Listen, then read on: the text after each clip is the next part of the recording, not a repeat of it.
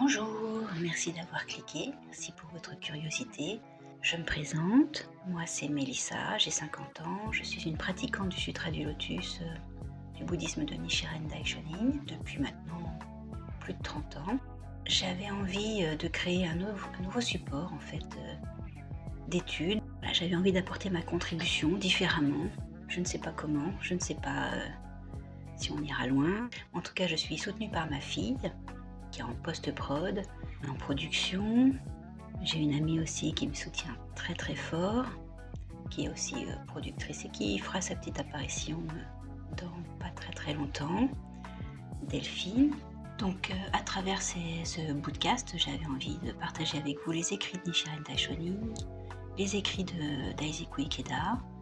En tout premier lieu aujourd'hui, je vais vous présenter le bouddhisme de Nichiren, voilà, que vous sachiez un peu dans quoi nous nous embarquons. Et j'ai tiré cette présentation, parce que je n'invente pas ce que je dis, je l'ai tiré d'une petite brochure qui s'intitule Une brève introduction au bouddhisme de Nichiren et au mouvement Soka, que vous pouvez trouver sur le site sokabouddhisme.fr. Elle est super, donc j'ai juste pris le petit passage concernant le bouddhisme de Nichiren et que je vais vous lire. J'espère que ça vous plaira, et puis à partir de là, le prochain podcast sera sur l'écrit du Nouvel An de Nichiren Daishonin, et j'espère que vous serez encore présent. C'est compliqué, mais vraiment je vous remercie d'être patient avec moi. C'est imparfait pour l'instant, ce ne sera jamais parfait, ce sera toujours libre, mais là c'est rempli de peur quand même, je pense que vous devez l'entendre. En tout cas merci à vous, je vous souhaite une bonne écoute et je vous dis à très très vite. Présentation du bouddhisme de Nichiren Daishonin. Les pratiquantes et pratiquants du mouvement bouddhiste Soka suivent les enseignements de Nichiren, qui naît au Japon en 1922, à une époque troublée par des conflits sociaux et des désastres naturels sans précédent, provoquant de grandes souffrances parmi le peuple. Jeune moine, il entreprend l'étude intensive des enseignements bouddhiques afin de comprendre le sens de la multiplicité des sutras et de trouver une solution aux souffrances et au chaos qui règnent.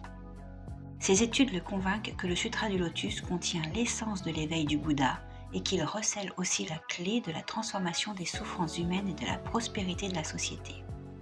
Son éveil lui permet de révéler que l'essence du Sutra du Lotus est contenue dans Nam-myoho Renge-kyo. On appelle aussi le Daimoku du Sutra du Lotus, la loi bouddhique ou le Dharma.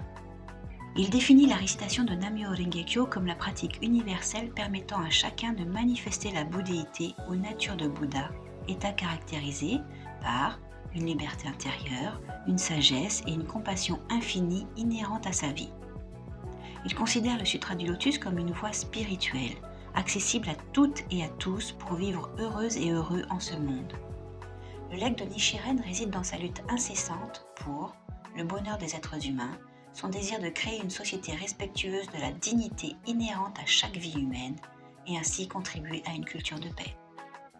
Eh bien, merci d'avoir écouté. Je vous dis à très bientôt pour le toute première lecture d'une lettre de Nichiren Daishonin intitulée L'écrit du Nouvel An. À très vite.